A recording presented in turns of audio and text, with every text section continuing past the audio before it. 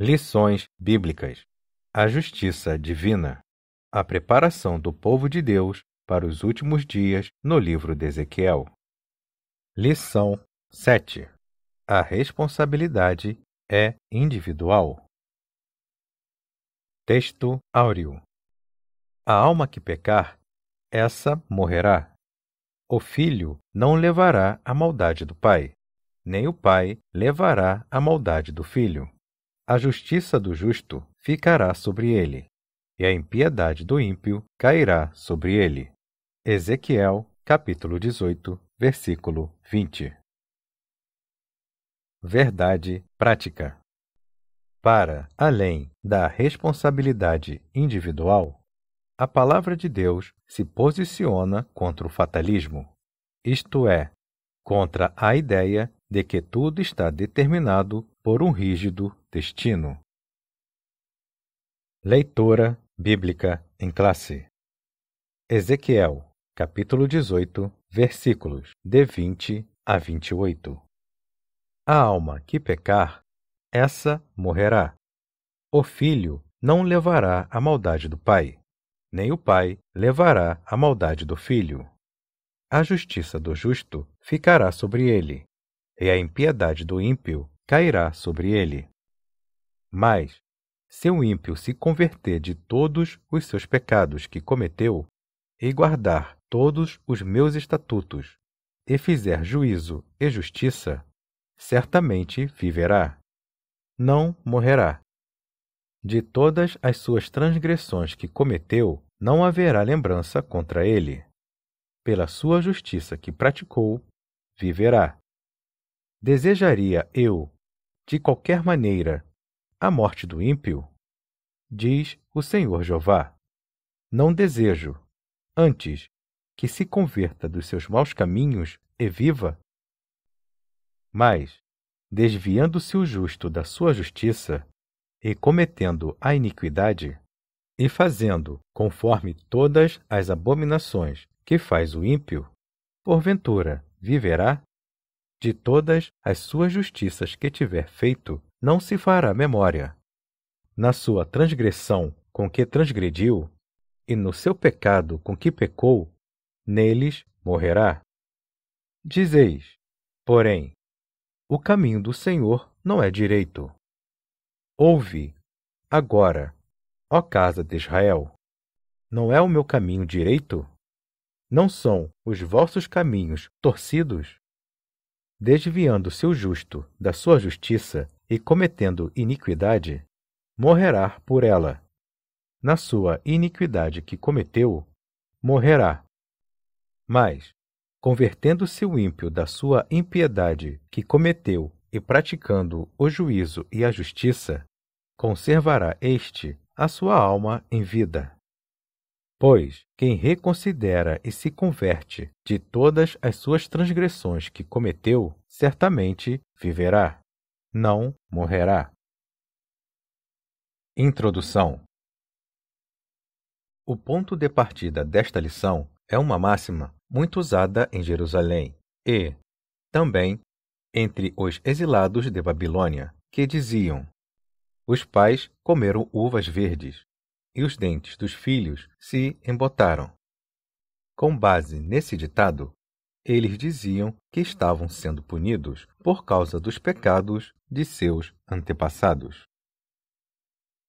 Tópico 1. Sobre a máxima usada em Israel. 1. Uma máxima equivocada. O ditado popular, os pais comeram uvas verdes, e os dentes dos filhos se embotaram, se baseava numa interpretação equivocada sobre o terceiro mandamento do Decálogo. A maldição não é hereditária. Ela só permanece quando os filhos continuam nos pecados dos pais. Veja a expressão, daqueles que me aborrecem. É um princípio divino estabelecido desde a lei de Moisés. Isso é lembrado na história de Israel. 2.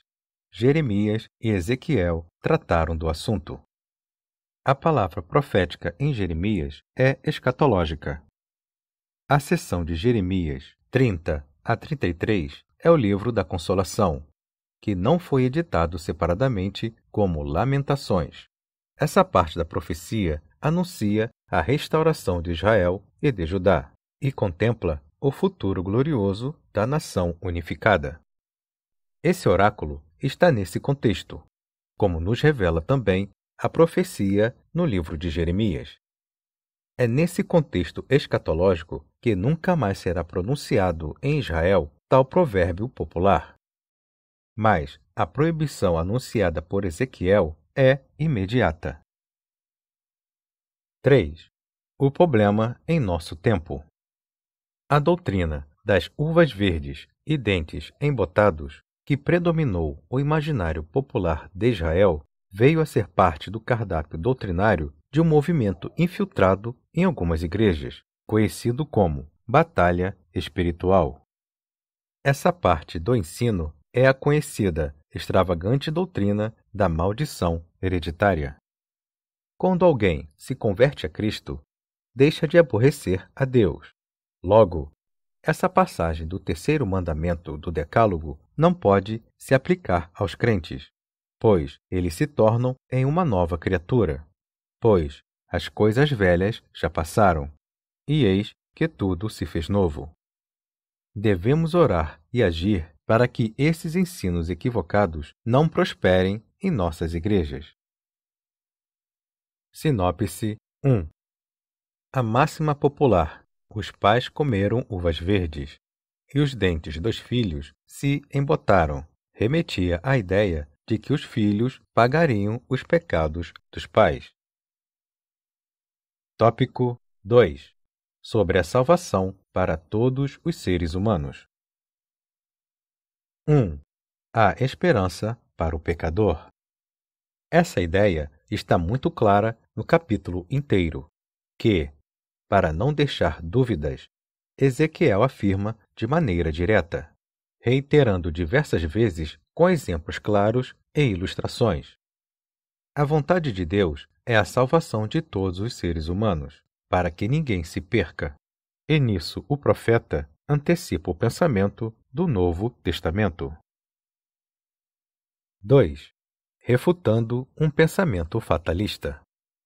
Tanto os exilados na Babilônia como os que estavam em Judá e em Jerusalém acreditavam ou se justificavam numa ideia falsa de que estavam pagando pelos pecados dos pais, mesmo depois da destruição de Jerusalém. Deus proíbe o uso desse ditado popular, porque a responsabilidade é individual. O profeta Ezequiel fecha a porta fatalista do imaginário popular do povo de Judá e dos exilados de Babilônia. Ele torna claro o pensamento bíblico da responsabilidade individual de maneira textual e direta. A palavra alma, nesse contexto, significa a própria pessoa. 3. Duas situações. O profeta explica, com clareza, os oráculos divinos sobre a revelação de Deus com os seres humanos. Se o pecador abandona sua vida cheia de pecados, todo o tipo de maldade, iniquidade e se volta para Deus, tal pessoa é perdoada. E se fizer juízo e justiça, certamente viverá, não morrerá. Mas, se pelo contrário, o justo se desviar de sua justiça e cometer injustiça e iniquidade, conforme todas as abominações que faz o ímpio, de todas as suas justiças que tiver feito, não se fará memória. Na sua transgressão com que transgrediu, e no seu pecado com que pecou, neles morrerá.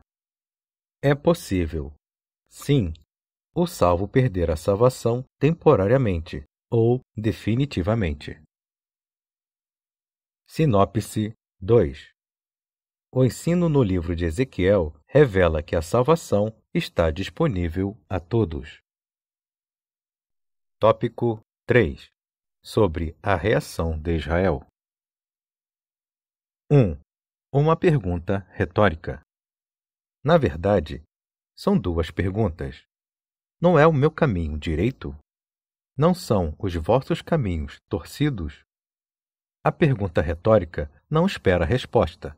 Trata-se de uma afirmação em forma de pergunta. É o que Javé afirma nessa passagem. Esses recursos estilísticos são frequentes nas Escrituras. Veja esses exemplos. Não é Arão, o levita, teu irmão? Não errais, vós, em razão de não saberdes as Escrituras e nem o poder de Deus? Depois de explicar essa verdade e apresentar os fatos, vem a conclusão. Os caminhos do Senhor são corretos e os do povo torcidos. 2. Sobre a justiça.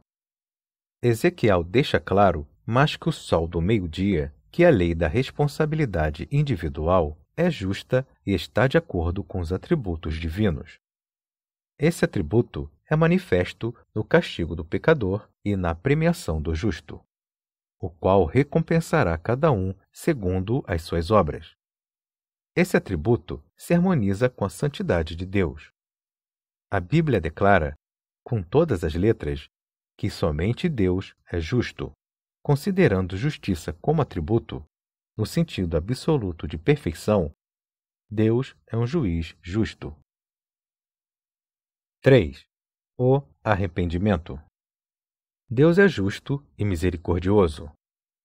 A retribuição ao pecador contumaz vem depois de muitos anos de apelo ao arrependimento, sem resposta do povo. A resposta dada aos críticos deixa claro também que, mesmo o ímpio, na sua impiedade, deixando o pecado e voltando a praticar a justiça, tem o perdão. Todos precisam de arrependimento e buscar o perdão de Deus e não acusar o próprio Deus. Essa história se repete em nossos dias, porque é tendência dessas pessoas culparem a Deus pelas suas mazelas. Devemos levar a palavra de Deus a essas pessoas, pois nenhuma felicidade pode ser plena sem Jesus.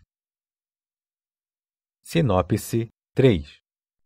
A acusação dos exilados em Babilônia contra Javé, seu Deus, de injustiça, se reverte contra eles mesmos.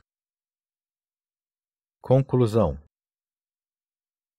Depois de refutar o imaginário popular de que Deus estivesse sendo injusto pelo castigo do povo, o profeta chama os seus leitores para uma reflexão. Esse discurso soteriológico é muito importante e continua atual na vida da Igreja e na pregação cristã. É nossa responsabilidade levar essa mensagem aos perdidos da terra.